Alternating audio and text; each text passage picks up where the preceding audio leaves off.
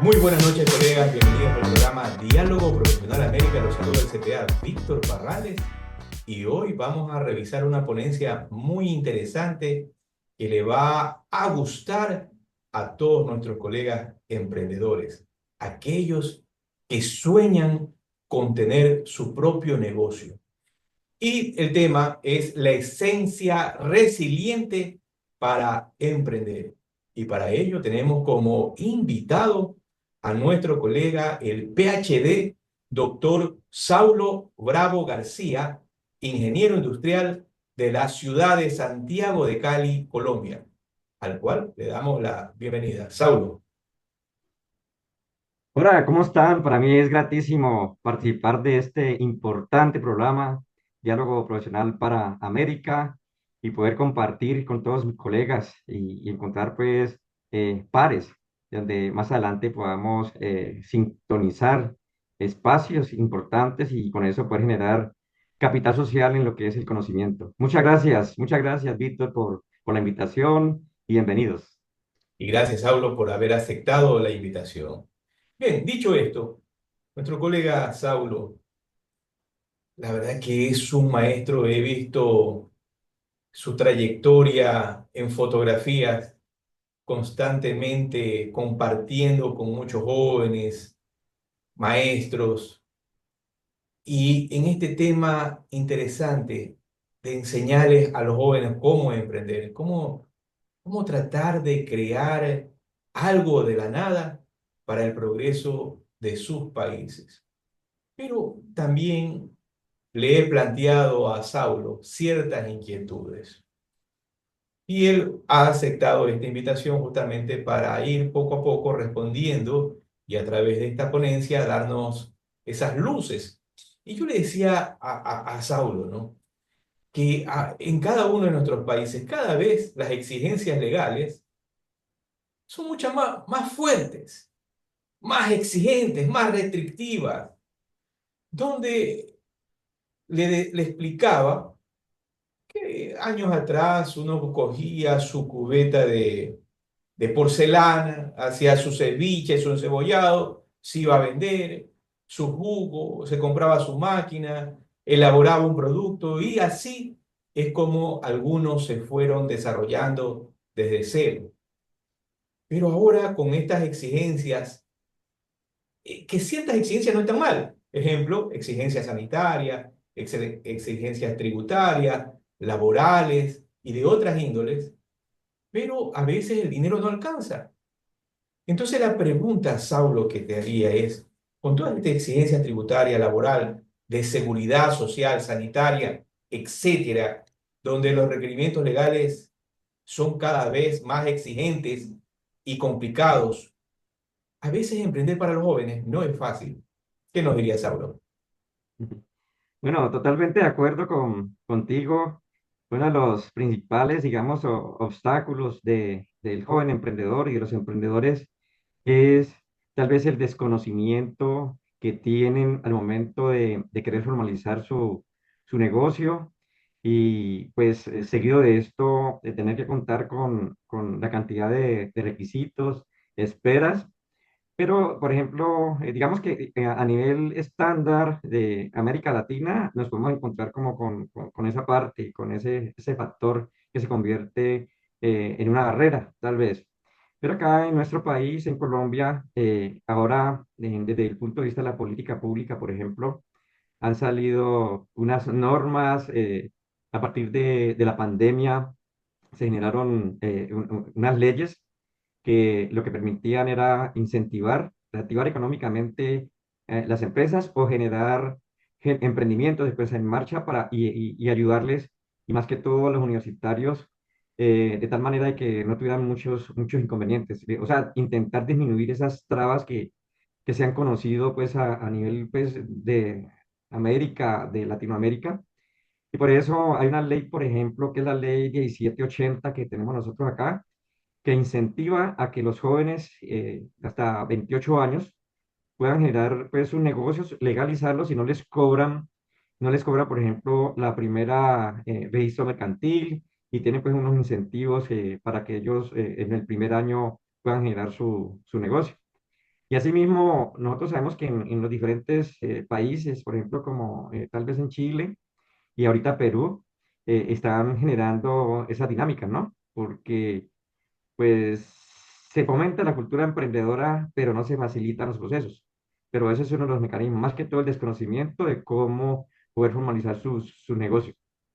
Ya, ahora, Saulo, para ser franco, ¿no? Sí, Puede ser que tengan tecnología, dice muy bien, el gobierno dice, los voy a incentivar, ah, importen tecnología, los voy a incentivar, les voy a dar capital para que puedan comprar materia prima y pagar los de máquina. recursos que requieran.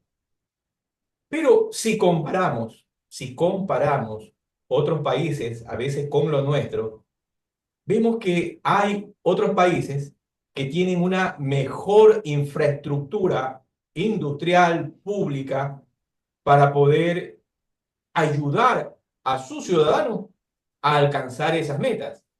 Entonces, un ejemplo, hablamos de esas infraestructuras. Y justo tú hablabas del tema de políticas públicas y el día martes tuvimos una entrevista referente a este tema, de que a veces hay políticas públicas, pero hay políticas públicas simplemente pensadas en el momento y no políticas públicas que estén orientadas hacia el futuro, que nos ayuden a desarrollar y se siga una línea conductiva. Entonces, en este tema de infraestructura, un ejemplo, vemos el tema, y traigo a colación, la China. Vemos que la China, la facilidad de sus puertos, la facilidad de sus carreteras, la construcción de carreteras, puentes a nivel de toda la China, y creo que todos hemos visto en los videos, esos mega puentes imposibles de construir y que no vemos en los Estados Unidos, no los vemos en los Estados Unidos, pero están hechos en la China. Vemos el tema de los aeropuertos, vemos el tema de los puertos, uno de los puertos más grandes que hay en el mundo, están en China. No me recuerdo la ciudad o la provincia donde está, pero uno de los puertos más grandes del mundo es China. Entonces vemos también el tema de los permisos, los accesos para que la gente pueda coger y exportar sus productos y la facilidad de los contactos. Oiga, contáctese con el chinito que vive en Francia, Centroamérica. Contáctese con el chino que vive allá en América del Sur. Ahí está, ahí tenemos los enlaces. Contáctese, nosotros lo ayudamos. Por eso es que vemos que no miles, sino de millones de chinos se han hecho millonarios. ¿Ya? Y ojo que son comunistas. Entonces, vemos que las infraestructuras, los permisos, los accesos están orientados justamente hacia el desarrollo de la nación china. Pero en América Latina, en la mayoría de países de América Latina, carreteras deprimentes. Que tú vas con tu carro y estás pensando en no dañar tu carro en vez de estar pensando llegar a cerrar un negocio. Pues bastante, digamos que la infraestructura es un factor muy importante para los emprendedores, para los empresarios, donde necesitan pues que las vías generen la facilidad para poder cumplir a un cliente o para poder que llegue una materia prima. Si, por ejemplo, si hablamos de manera terrestre y en ocasiones tal vez las vías estén muy bien, pero nos encontramos con los problemas de seguridad, que nos sale la guerrilla, que nos sale, ya no es la guerrilla, sino que salen los delincuentes comunes, ¿sí? Entonces ya, O digamos que todos esos factores, el sí, extorsionador que trabaja en la parte pública. perfecto. Y entonces, pues van a haber una cantidad de problemas que van a afectar mucho esa motivación de ese ser que quiere generar actividad económica y beneficio para el país, ¿no? Entonces, acá, por ejemplo, nosotros nos encontramos con esos problemas cuando la pandemia, muchos fueron los negocios que tuvieron que cerrar precisamente porque tal vez no podían llegar a las cosas porque era porque estaban cerradas y no podían buscar otro sistema de poder cumplir. Y muchos negocios cerraron y eso se convirtió en oportunidades para muchas otras personas que se metían en negocios y, pues de una vez se apartaban del negocio y sacaban una excusa. Entonces, con respecto a esto, nosotros pues estamos viviendo azares, ¿ya? Aquí en nuestro país y en Cali, por ejemplo, en el mismo sector urbano, las carreteras, muchas carreteras están con deterioro.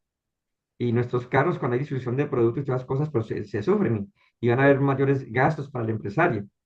Cuando salimos de pronto de una ciudad a otra o salimos a una población, a otro departamento, pues tenemos muy buenas calles, la verdad que sí. Pues cuando vamos hacia Ecuador, por ejemplo, o hacia Pasto, vemos cómo está la ruta, pero ya salen a atracar las personas, a robarle los carros, a robarle las mercancías, y lo vemos mucho, por ejemplo, hacia la costa. ¿Ya? O sea que en ese momento el factor, digamos, eh, económico, político, por la lucha de poderes, está afectando mucho todo lo que llamamos los procesos o las dinámicas que puedan generar felicidad en los procesos empresariales o de emprendimiento. Claro, el progreso. Entonces ahí justamente te decía, el chino le dice, oye, necesitamos 10 barcos, alquilamos. A ver, ¿cómo es eso? ¿Cómo es que alquilamos? Los hacemos los barcos. Entonces crean su flota de barcos navieros. Entonces nosotros Correcto. acá, ¿qué hacemos? Sí. Alquilemos, ¿no? Entonces, tiene una línea. Y hay un tema, Saulo, hay un tema para que escuchar tu comentario. Te indicaba que el día martes tuvimos una entrevista sobre políticas públicas y en una parte de la intervención, ¿no? Alguien dijo, lo que pasa es que los tenemos en los genes. Entonces yo le decía, y otras cosas que he escuchado, dicen, no, lo que pasa es que el problema real que pasa aquí es que nos conquistaron los españoles y vinieron un poco de atracadores, entonces se quedó ese gen. Ujú. Pero yo le digo, porque eso fue ya hace 500 años, pues. Ah, ahorita estamos hablando de tecnología, estamos hablando de gente educada, de gente preparada en otras regiones, de gente que tiene una serie de grados profesionales. Dejémonos de cosas. Ya no podemos hablar de los atracadores de hace 500 años, de los genes. Ujú. Entonces, ¿de qué hablamos, Saulo, para cambiar ese chip nefasto que tenemos para que nuestros países en Latinoamérica se desarrollen como deben desarrollarse?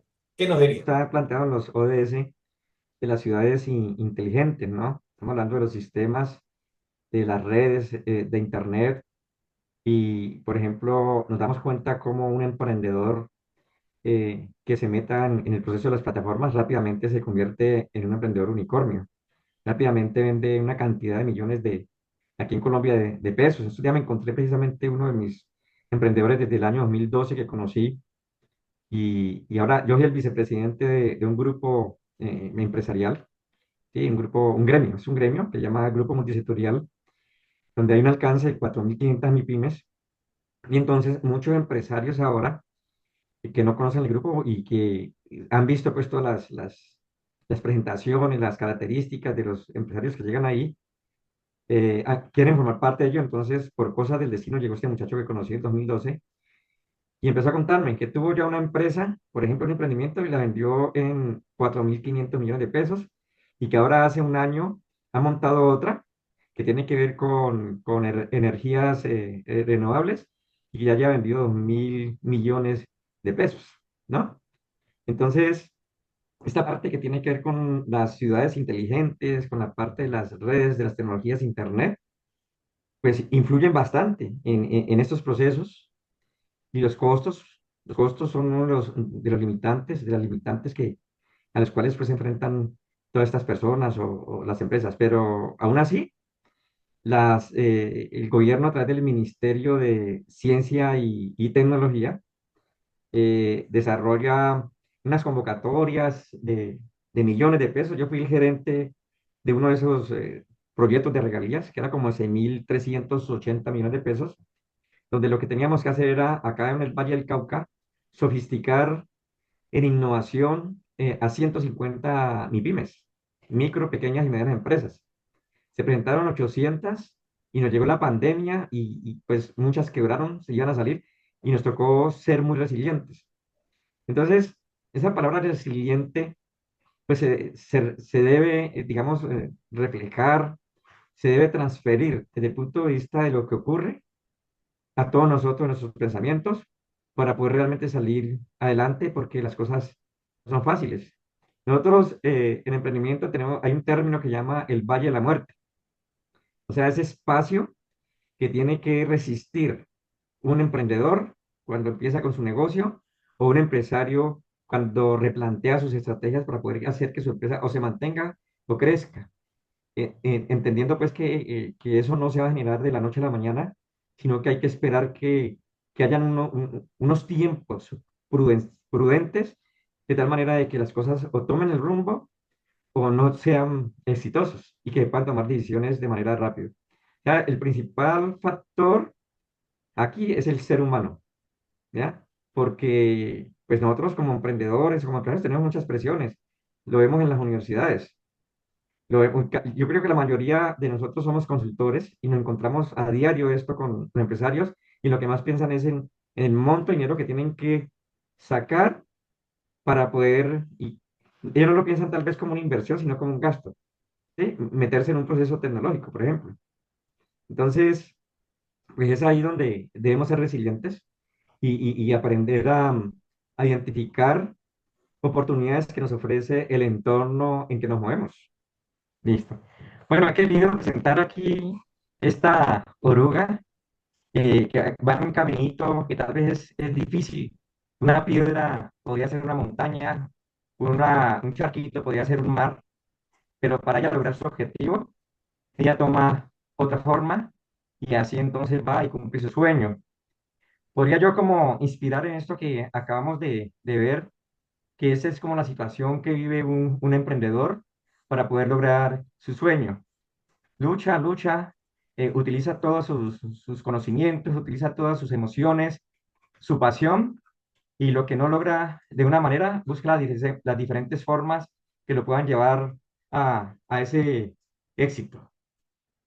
¿Sí? Entonces, vemos de todas maneras que dentro de ese camino, ese emprendedor se puede encontrar con una cantidad de dificultades.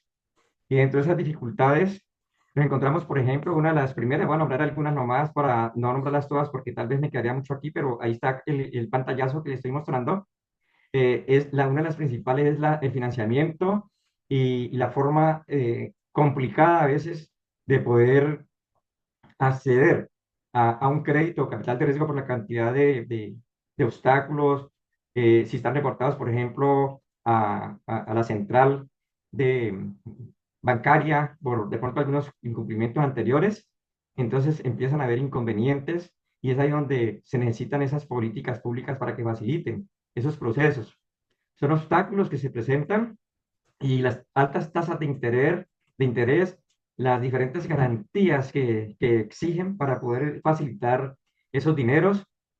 También vemos la infraestructura, como lo estábamos comentando ahora, que puede afectar la competitividad y la expansión de aquellos productos, de aquellos servicios. Y otro es, por ejemplo, en el contexto ahora que estamos en la era de Internet de las cosas, pues que no pueden tener un cubrimiento, esta estrategia de manera total, a pesar de que ya están haciendo unos esfuerzos bien grandes. Siempre que nosotros emprendemos, siempre que nosotros generamos una nueva línea de productos y ya existe la empresa, queremos conquistar nuevos mercados, pero en ocasiones la misma competencia, la competitividad, la desigualdad, los diferentes procesos de innovación, en las diferentes, digamos, etapas cuando estamos haciendo lo que nosotros llamamos la gestión para que esto se pueda llevar a cabo, pues hace que la competencia sea desigual.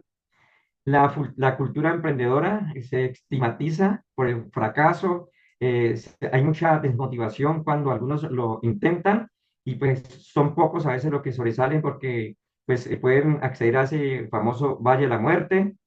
Y uno de los factores claves que nosotros, por ejemplo, ahora estamos ejerciendo mucha presión y viene también de la política pública, es que si esos emprendedores generan esas ideas, es poder ubicarlos a que esas ideas de negocios estén con un foco de lo que es la economía del país, los sectores económicos del país donde se pretende que crezca y que haya desarrollo empresarial y que esos sectores estén relacionados con los ODS, con los Objetivos de Desarrollo Sostenible, donde nosotros entendemos que hay una cantidad de problemas mundiales por resolver y esa cantidad de problemas mundiales por resolver se pueden convertir en oportunidades y además los diferentes gobiernos en sus planes de desarrollo involucran parte de esos planes, los enfocan para que se genere esa innovación,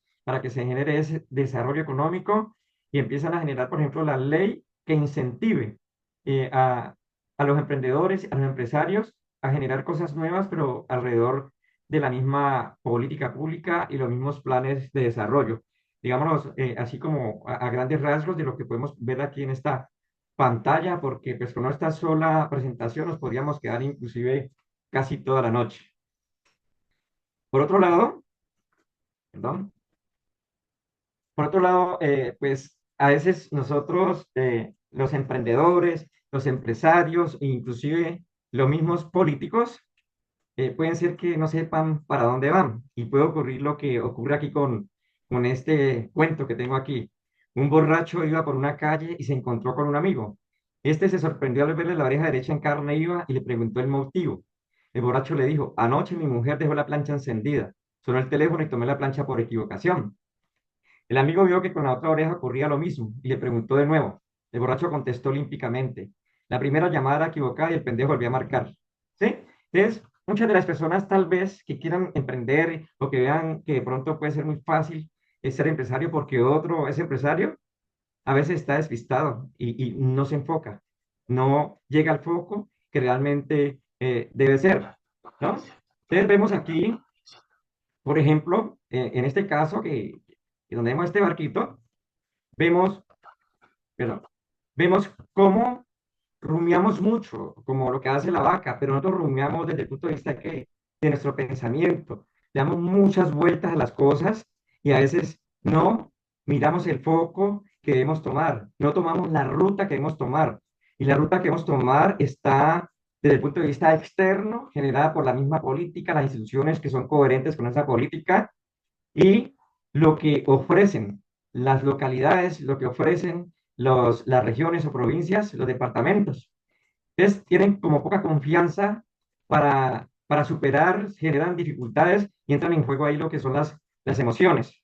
Hay una inhibición emocional, hay miedo para acercarse al menos a estas instituciones, acercarse a las universidades que tienen sistemas de emprendimiento y que por cuestión social le dan la mano a las personas o a los empresarios que van a generar desarrollo económico.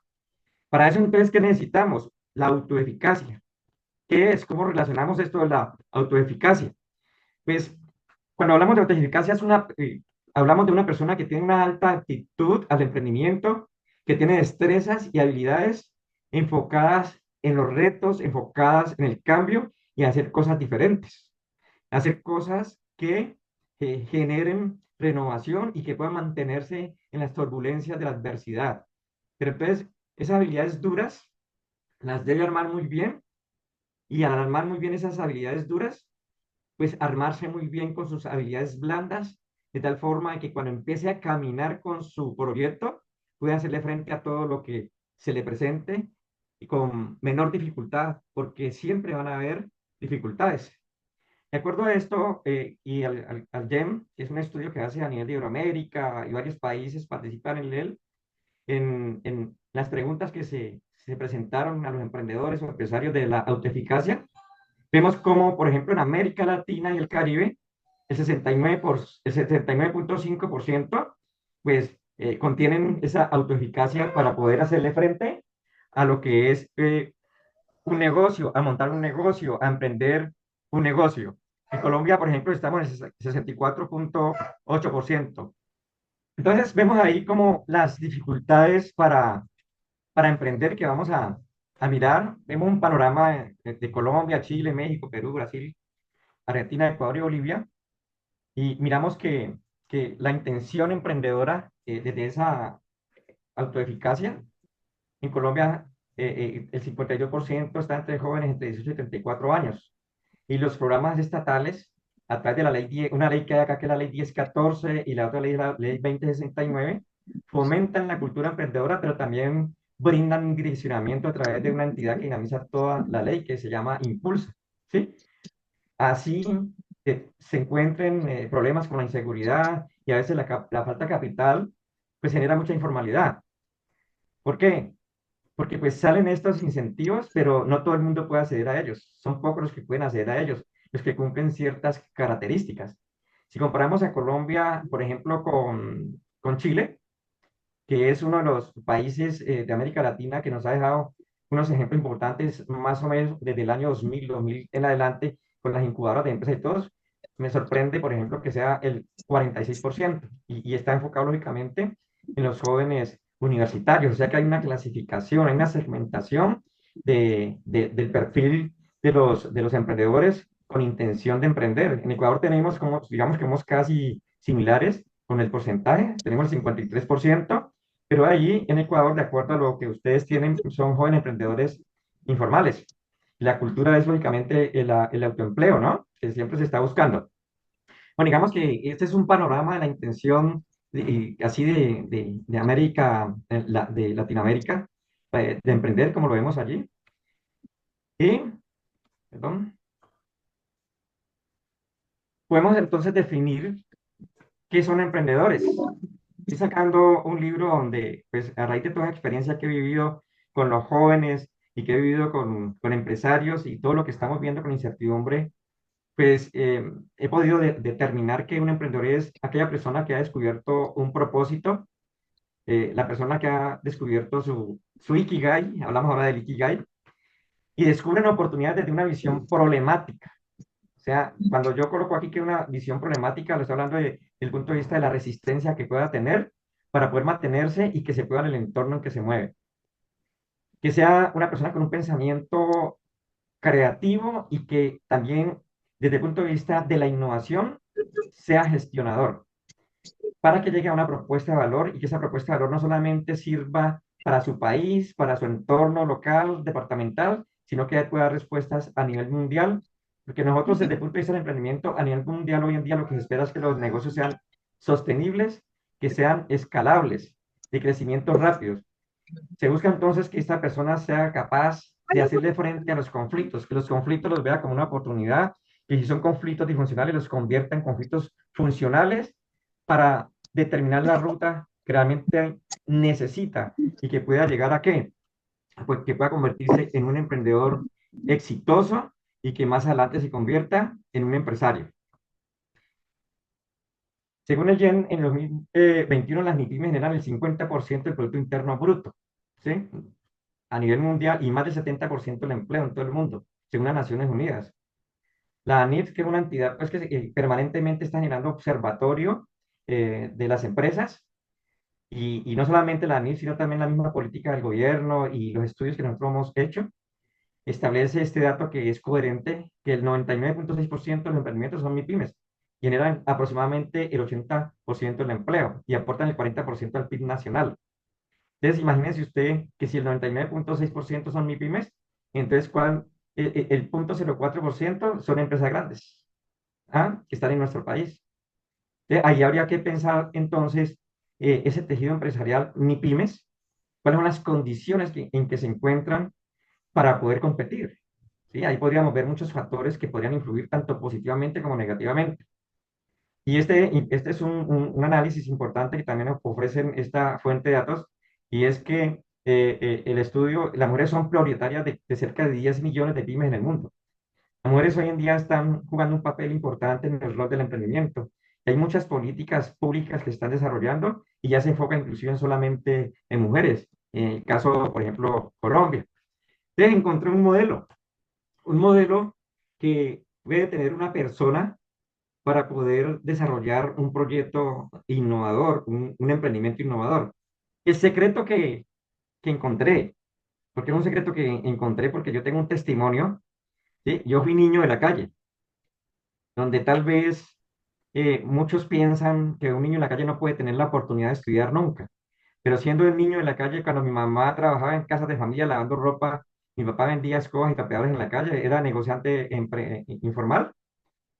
Mi mamá no me dejó más en la casa y me llevó donde ella trabajaba, y cuando llegó el jefe de ella le dijo doctor, entonces yo le pregunté que por qué le decía doctor, y entonces ella me dijo que porque él había estudiado mucho, entonces yo le dije mamá, yo voy a ser doctor, Entonces encaminé mi ruta, me puse un fin en mente y ahora pues, logré mi objetivo y estoy logrando muchas otras cosas más.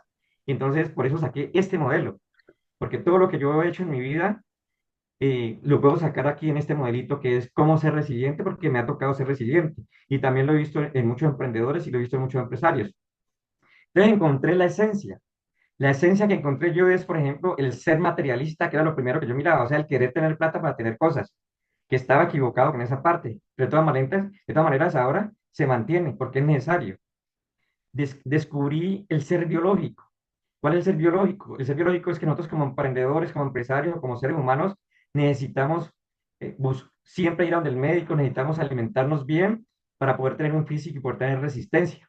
Nada hacemos nosotros y somos emprendedores y ganamos mucho dinero y si no tenemos salud, por ejemplo. Rápidamente me toca hablar porque esto es un cuento más largo, pero quisiera como para que me entiendan lo que quiero decirles. Y el otro ser en mi esencia que encontré es el ser espiritual.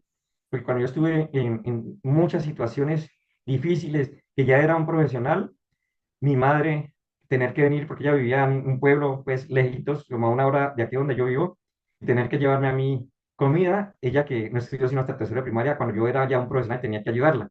Me llevó la Biblia, me puse a leerla, y entonces yo no iba a la iglesia, y empecé, yo soy católico, y empecé a ir a la iglesia, y empezó mi vida a cambiar. Entonces, por eso, dentro de la esencia, yo coloco ahora de primero el ser espiritual, sigue el ser biológico, que es el que tiene que ver con nuestro físico, nuestra alimentación. Yo madrugo a las 4:30 de la mañana y me voy a hacer ejercicios. Voy ante el médico permanentemente para controles, porque sé que ahí está marcado el modelo de vida, mi esencia para poder continuar con lo que estamos haciendo. Y dejé de último ahora sí el ser materialista, porque lógicamente pues, nosotros tenemos que, de acuerdo a lo que vamos caminando y lo que vamos adquiriendo, pues vivir mejor, sin necesidad de ser ambicioso.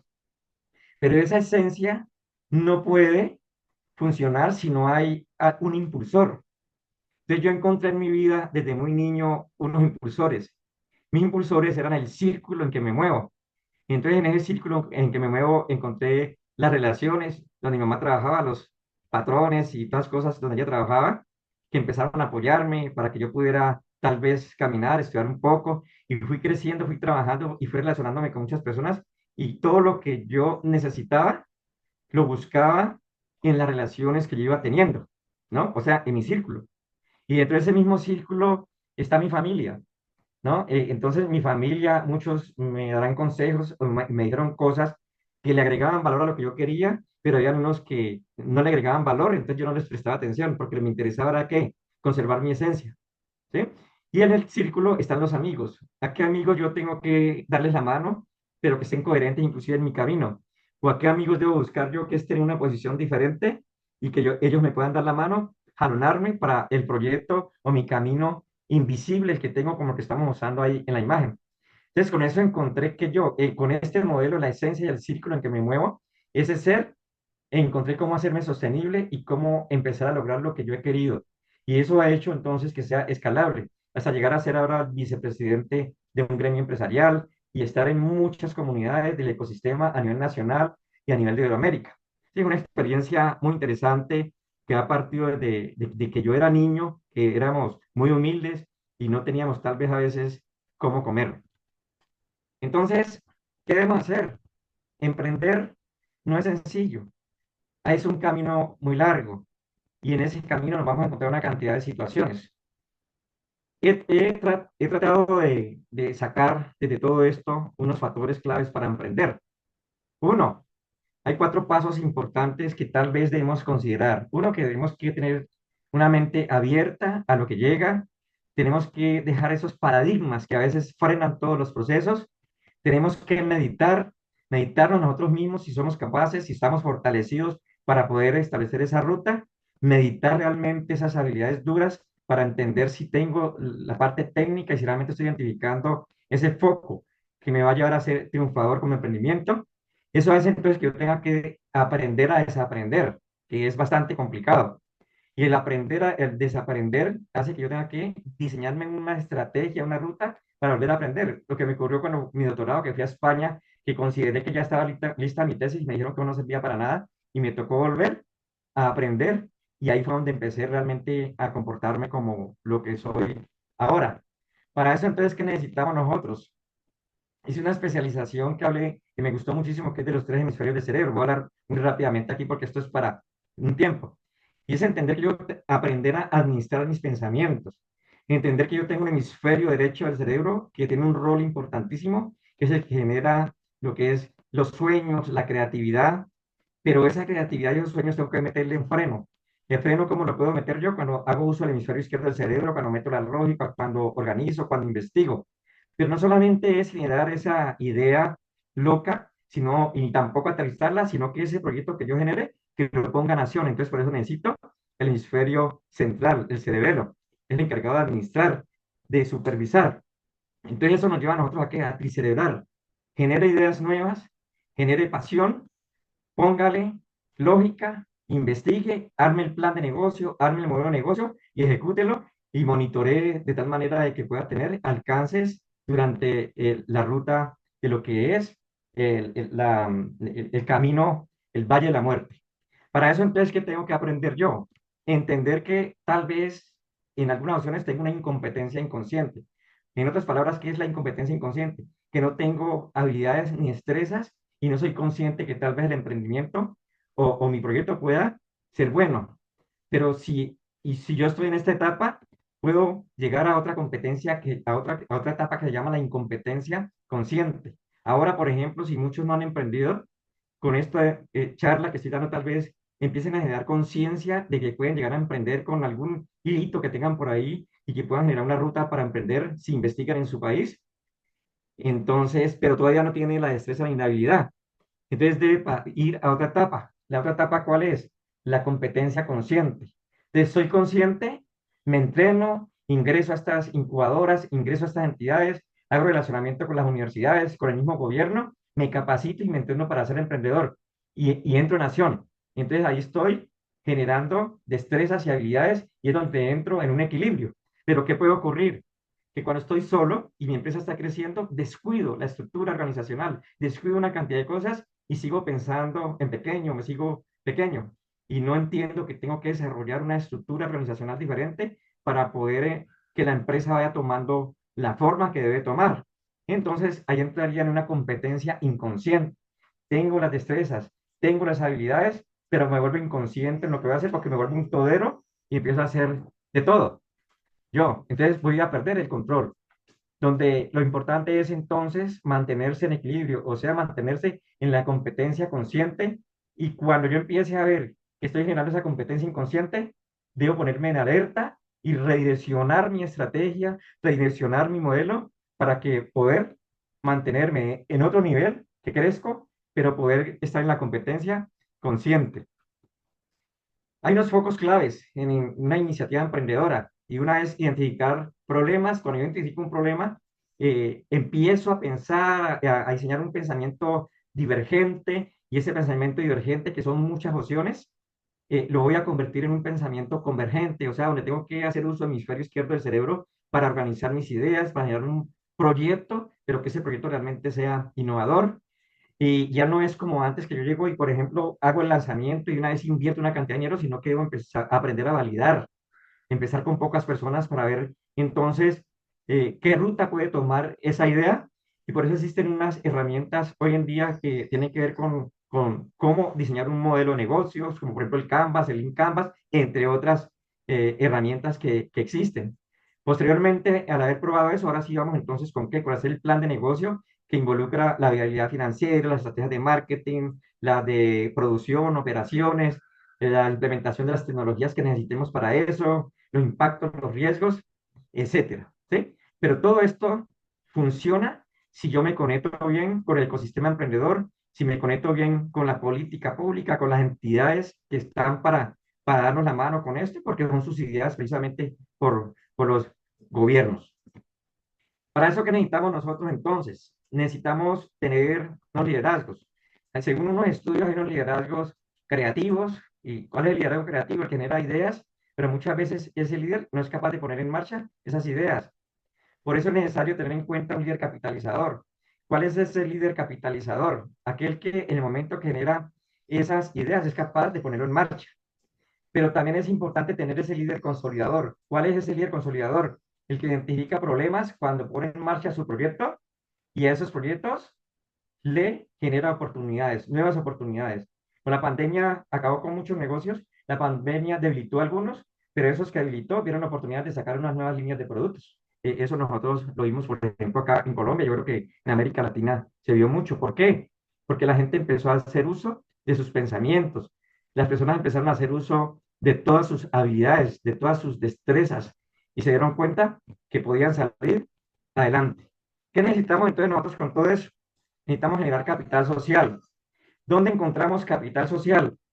En la parte estructural. Cuando hablamos de dimensión estructural, entonces estamos hablando de las instituciones que están en el entorno, que son inspiradas por la política pública y que están hechas para que yo pueda poner en marcha un proyecto de emprendimiento o para que pueda fortalecer mi empresa.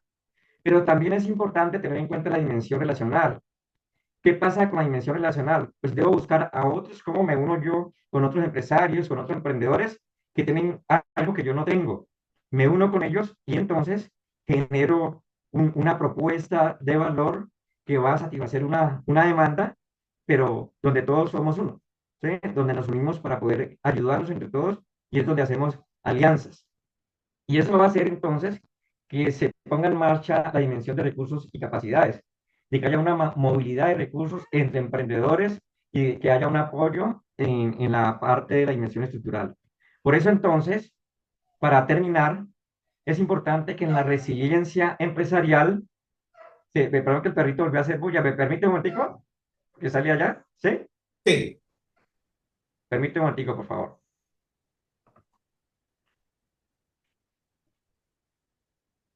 Bueno, Bueno,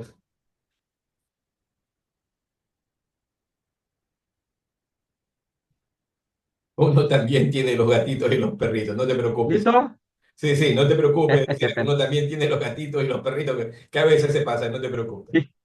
No, sí, y es que este ya está viejito y está pues como Así es, chochito, le así decimos es. acá. Bueno, Así es, ahí listo. queda el amor. Continuamos. Uno, dos, tres.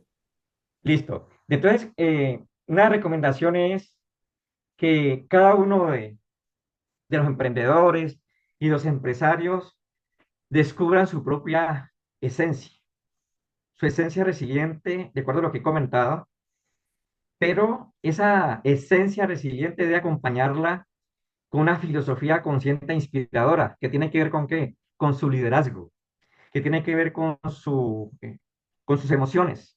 Aquí entra en juego lo que llamamos nosotros la inteligencia emocional. Y fuera de esa filosofía, se debe generar un espacio, un ambiente que conduzca al capital social. ¿Cuál capital social? El que él necesita para poder llevar a cabo su sueño. Y es cuando yo decía ahora más atrás, ¿cuál es tu ciclo? ¿Cuál es el ciclo en que te mueves? ¿Cuál es tu entorno en que se mueve? Y ese entorno, ¿cómo te puede ayudar para que puedas cumplir tu sueño de ser empresario? Permanentemente, ¿qué debemos hacer? Debemos monitorear, debemos evaluar permanentemente y cada que evaluemos, pues debemos reforzar la estrategia y al reforzar la estrategia ir a otro nivel. O sea, planear, hacer, verificar y actuar. Subimos un escalón. ¿Sí? ¿De acuerdo en el ciclo de Deming de la calidad? Pues lo podemos aplicar aquí. Bueno, Eh, ya, pues la pregunta que queda para ustedes y para su reflexión es, ¿qué estás si estás capitalizando tu resiliencia? ¿Sí? Y muchas veces vemos esa resiliencia, esa resistencia como una amenaza y tal vez pues nos bloqueamos. Y el bloquearnos no nos deja dar pasos, no nos deja pensar, no nos deja ser atrevidos. Y para ser emprendedor necesitamos saber cómo tirarnos al chat. Víctor, muy Miriam, buenos muy buenas días. noches. Nuevamente, un gusto poder compartir aquí con nuestro colega Saulo, justamente en esta tertulia tan importante que es el emprendimiento. Y eso necesitamos en demasía el emprendimiento. Bien, decía Saulo, ¿no? En esta exposición, justamente, hablando ya de ser resiliente, poder encontrar ese camino justamente para poder alcanzar nuestros sueños.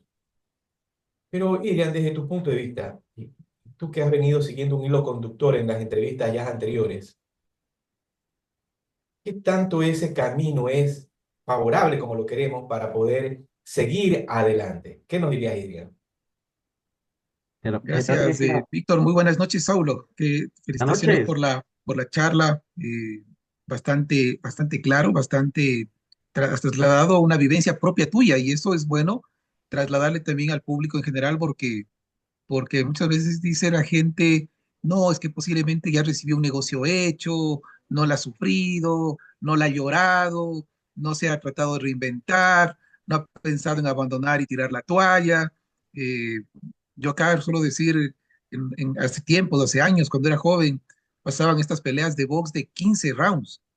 15 rounds. Mohamed Ali en 15 rounds contra el Sugar Leonard. Y hoy ya son las peleas de 8 rounds. Porque, bueno, aparte de la parte médica, del tema de salud que hay que cuidar, Claro, obviamente, pero siempre estaba el ayudante, el que dirigía en la esquina con la toalla lista para lanzarla. Acá no. Esa es la primera regla, creo yo, que te compartiría de pronto a tu presentación, incorpores, prohibido tirar la toalla. Aquí el que se lanzó, como tú dijiste al terminar tu exposición, Al charco. al charco, al río, tiene que aprender a nadar, tiene que saber nadar. Es- Y, y creo que ahí comenzamos a tener ciertos problemas, mi estimado Víctor, Solo. porque nuestra juventud actual tenemos una generación, a veces yo digo de cristal, así se les ha denominado, que se desmotiva chicos de 10 8 años, no quiero ir más años, porque el amigo tiene en su Facebook, en su Instagram, 10 50 likes y él solo tiene uno o dos. Y ahí comienzan las derrotas.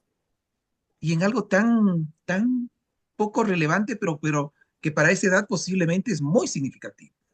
Entonces creo que acá sí, hay que trabajarlo mucho. Acá en Ecuador, Saulo, para que lo tengas en referencia, en febrero del 2020, cuando nació la pandemia, cuando comenzó la pandemia prácticamente, salió una ley que se llama de emprendimiento e innovadores. Y en agosto de ese año su reglamento. Dentro de esta ley, que tiene un montón de articulados para estimular a los emprendedores, claro, está el tema de créditos blandos, ayudas, capacitaciones, etcétera, que es muy necesario.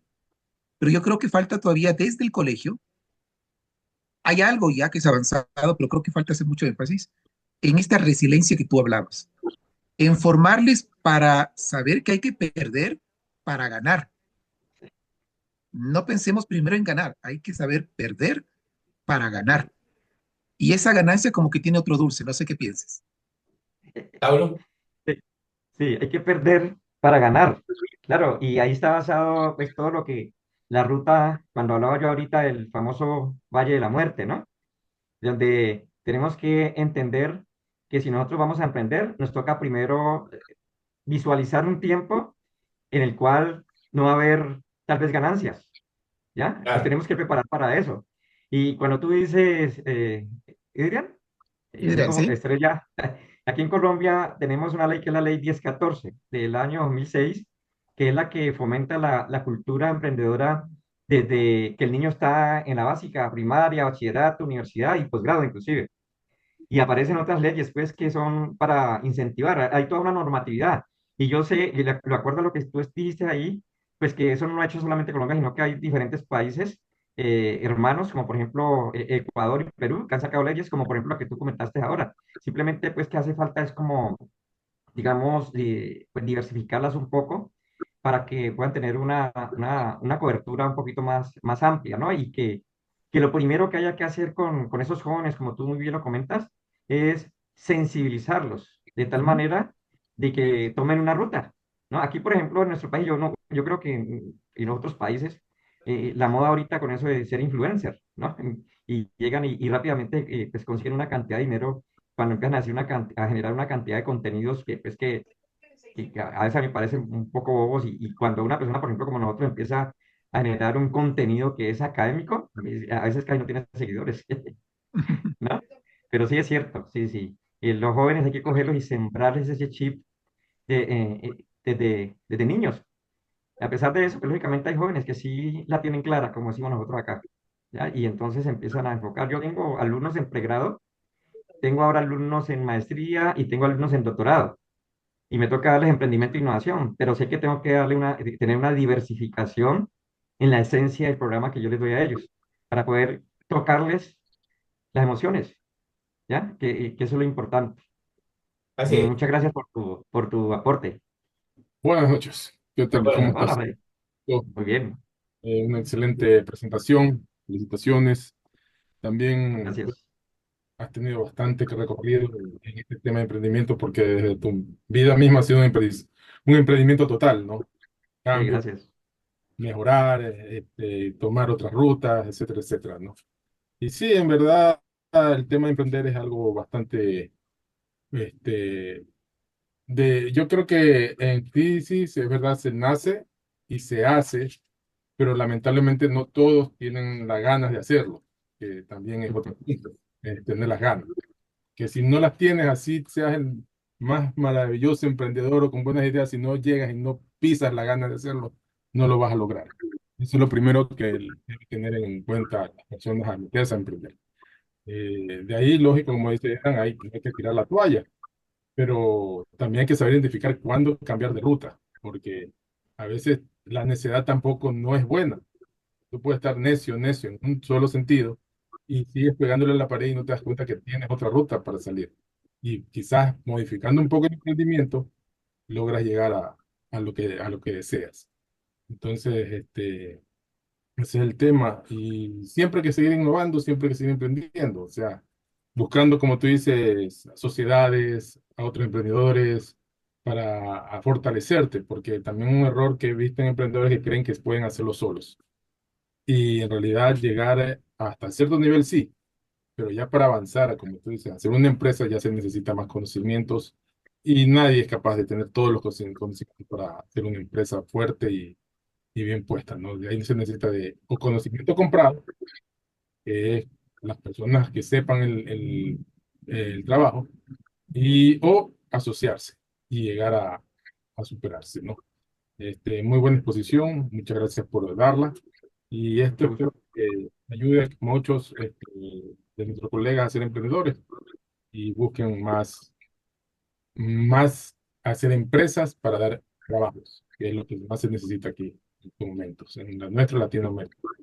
Ya, Ujú. mira, Freddy, que lo que acabas de comentar, que bueno, me gustó muchísimo, porque claro, ¿te acuerdas que ahorita hablé del líder creativo, el líder capitalizador y el consolidador?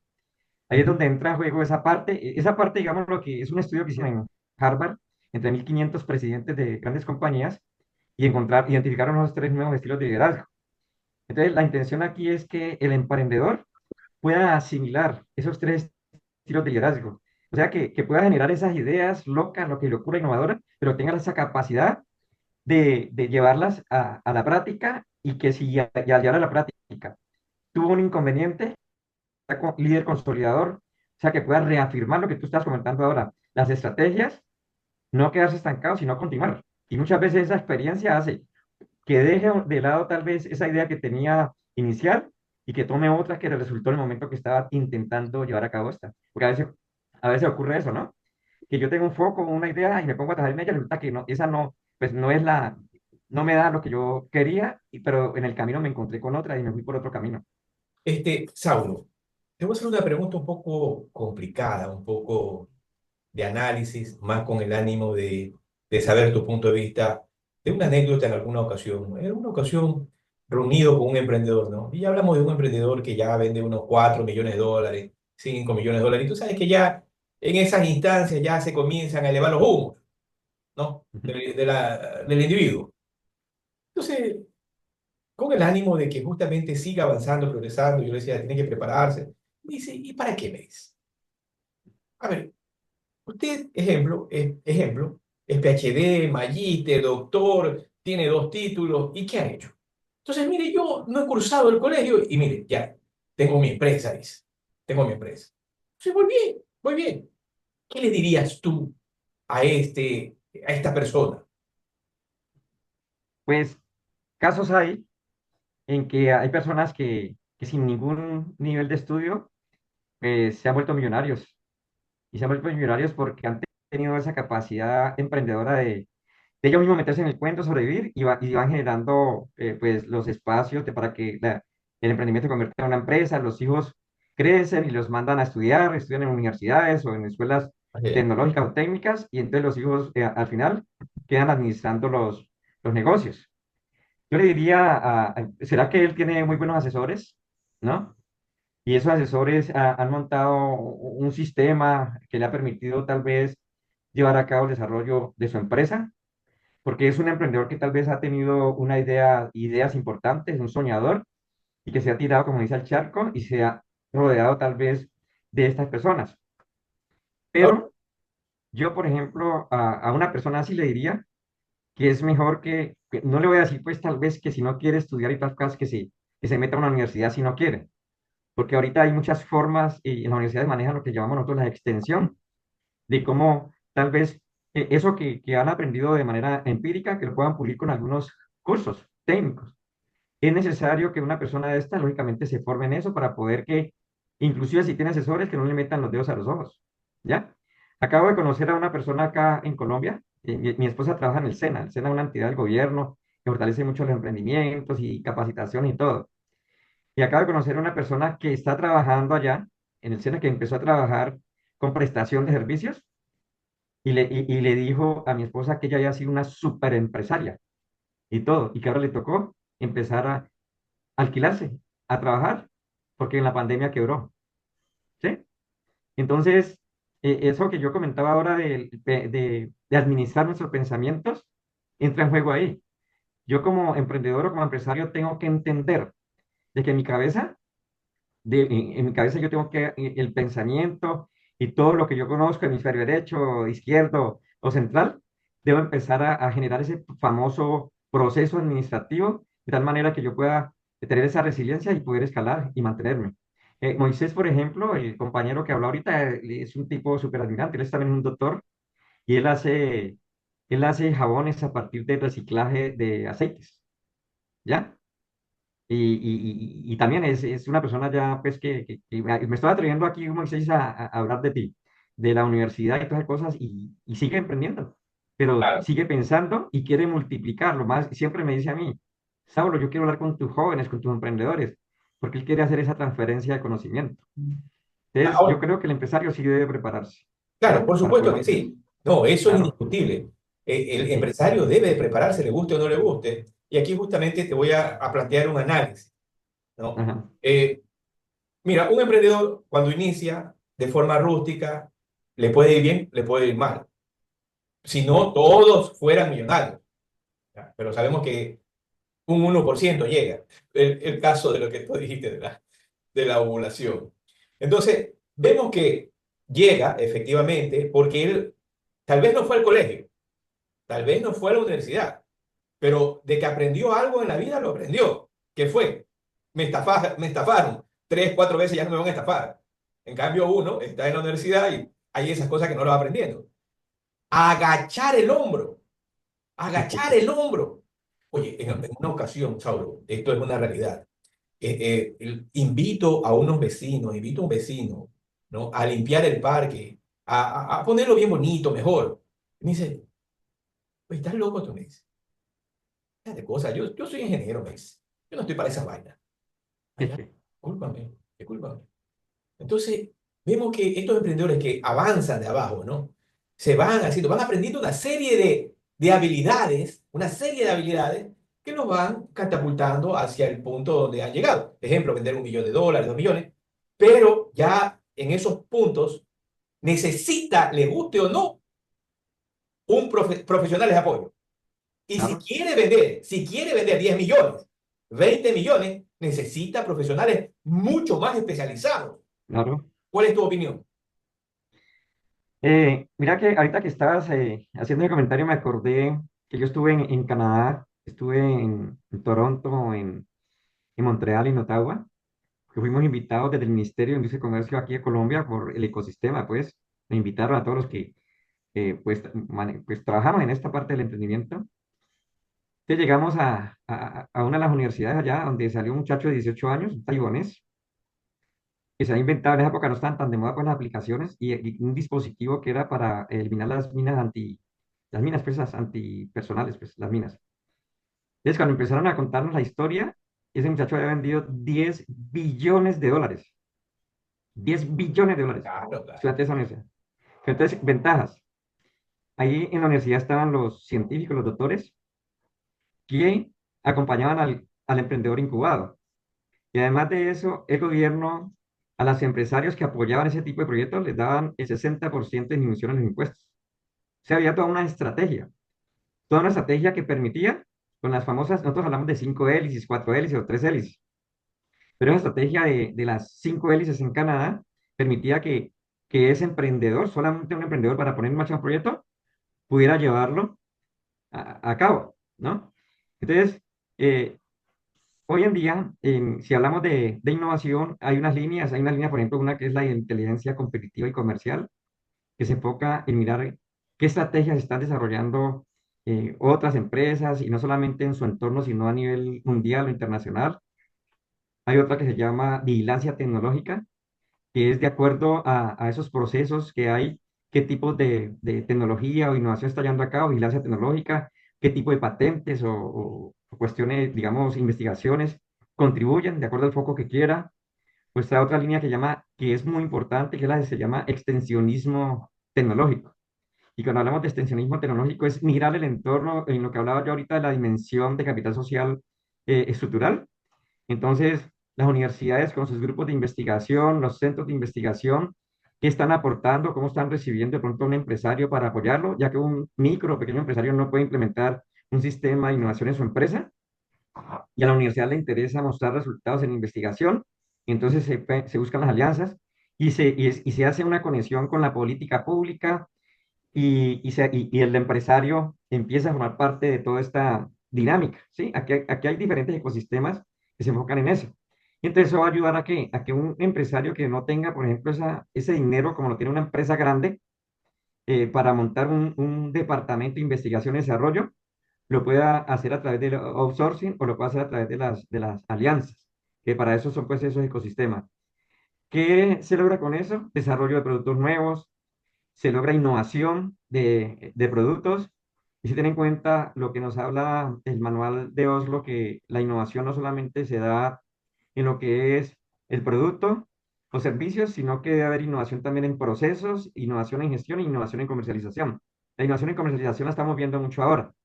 Entonces yo diría, y vuelvo y recalco, que una persona de esas, una empresa, es simplemente armar su red, armar su telaraña, como la araña, ¿no?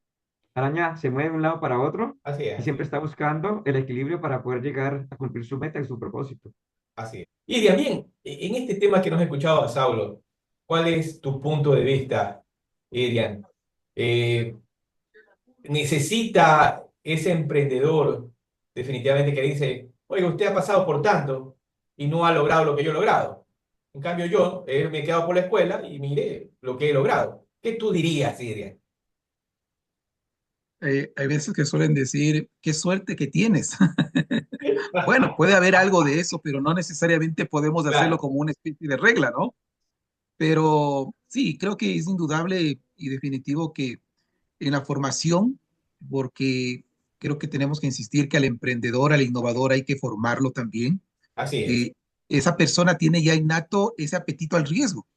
Claro. Eso es lo primerito. O sea, Claro, si no sí, hay ese sí, apetito al riesgo, no va a haber un innovador, no va a haber un emprendedor, quizás exitosos, pero va a fracasar inmediatamente. Ese apetito al claro. riesgo, pero al riesgo medido, al riesgo evaluado, al riesgo que lo pueda administrar.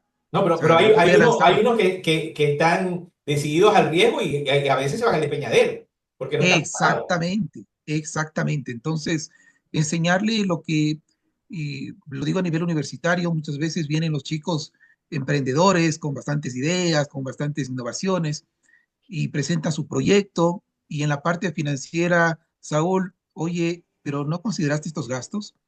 Y Claro, el pago del arriendo, no, es que el arriendo no pago porque lo hago en casa de mi papá. No, claro. Cacho. ponlo, ponlo como que si lo fueras a pagar, saca tu costo real, porque no vas a tener siempre papalado. Ujú. Si no estás simulando una utilidad que no es real. una utilidad que no la vas a valorar. ¿Y cuánto vas a pagar de impuestos? No, es que me busco un contador que me ayude a no pagar impuestos. Mira las respuestas que muchas veces son bastante creativas, otra Ajá, vez del sí. apetito al riesgo. Impulso. Hay que rodearse bien, lo que decía justamente Saúl, buenos colaboradores, buenos especialistas en asesorarle, pero claro, esta formación del riesgo, ya el apetito lo tienen, creo que es indudable en algo que se tiene que ir trabajando en los innovadores y en los emprendedores. Así Y es. volvemos al caso inicial, tiene que estar preparado porque no todo va a ser siempre color de rosa. Claro, Algún Así hay es. rato va a momentos donde perder, no está preparado, se algún rato va cae. a perder, ¿sí? Claro. Exactamente. Ujú. Y debe tener la preparación para volverse a restituir. Esa es justamente la resiliencia propiamente dicha. Como dice, hay que lanzarse, ¿no? Por ejemplo, un caso aquí muy notado en América, de un emprendedor, porque es un emprendedor, Michel Deller, con el Independiente del Valle. Él quiso hacer este emprendimiento de crear las divisiones inferiores y haber ganado millones de dólares teniendo Mm. jugadores con Barcelona de Ecuador, pero no se lo permitieron por intereses. Y él, a pesar de que no se lo permitieron ahí con toda la infraestructura de Barcelona, él fue y dijo, no, yo sigo en mi emprendimiento y creó el Independiente del Valle con su propio Claro. dinero, se arriesgó, siguió y lo logró, porque sea lo que sea, él ha ganado, ya construyó un estadio, ya ha vendido cualquier cantidad de Mm. jugadores y tiene unas formativas que sé que ya lo están duplicando en Colombia. Ajá. Para ir ya al final de este programa, Saulo, ¿cuál sería tu mensaje? Ese mensaje del alma a todos esos soñadores, emprendedores de Latinoamérica que aspiran poder tener su propio negocio. ¿Cuál es ese mensaje de Saulo? Bueno, un mensaje creo que importante es, una frase es, nada es imposible dentro de lo posible. Lo imposible está en nuestra mente y es necesario que lo grabemos en nuestra mente y lo pedaleemos con nuestro corazón. Nada es imposible dentro de lo imposible está en nuestra mente, ¿sí? Lo que pensemos, lo grabamos, lo administramos, pedaleémoslo con el corazón, metámosle pasión, entendamos que el camino no es fácil, pero no es imposible. ¿Qué otra cosa te podría decir? Identifiquen bien la ruta que ustedes pueden llevar a cabo. Esa ruta, si la van a definir, tengan en cuenta el panorama de normativo para el desarrollo empresarial y ese panorama de desarrollo normativo, miren qué instituciones realmente están ahí, que dinamizan y ponen a vivir estas políticas y empiecen entonces a caminar, empiecen a buscar y entiendan que el Valle de la Muerte, pues hay que saberlo vivir para poder encontrar el fruto más adelante. Te agradezco mucho, Víctor, este momento tan especial, tan interesantes comentarios que hicieron los compañeros. Y bueno, aquí estamos, con mucho gusto. Muy bien, muchas gracias, Saulo. Saulo me recuerda a Saulo de Tarso, ¿sí? Proverbios. Y dicho esto, nos vamos a los comentarios. Comentarios. Bien, a nuestros colegas que están conectados a esta charla y a los que van a ver de forma sincrónica también la charla. Emprender no es fácil, como bien lo decía Saulo, no es fácil. Van a llorar, van a ser estafados, van a perder dinero, van a encontrar personas que de su mismo círculo tal vez les den la espalda. Mande. Van a encontrar una serie de situaciones que es la cual uno va aprendiendo Plata a ya. caerse y a levantarse. David, ¿ya? Donde van a aprender a caer y a levantarse. Y si no se saben levantar, ahí se van a quedar en el piso. El emprendedor puro se levanta de cualquier circunstancia adversa que tenga en su vida para seguir adelante. Y a pesar de que esté viejo, a pesar de que se esté muriendo, va a seguir en esa cancha jugando, porque así sea que no haya ganado, es un ganador. ¿Por qué? Porque nunca salió de la cancha, nunca salió del camino. Y esta charla con nuestro maestro, y permítame decirlo, amigo, lo voy a guardar, ¿sí? Dentro de ese bolsillo, ese portafolio de amigos, porque quien tenemos aquí hoy invitado y presente es un gran maestro y sobre todo un maestro de muchos jóvenes. He visto su trayectoria, me da mucho gusto, Saulo, que hayas aceptado la invitación a este tu programa, Diálogo Profesional América. Saulo. Muchas gracias. Para mí ha sido un placer y un honor y también, sí, ya parece que hace mucho tiempo te conociera, Víctor, y cuenta con que tienes aquí en Colombia un amigo más. Muy bien, que tengan una excelente noche. Nos veremos el día lunes con un nuevo programa. Bye bye.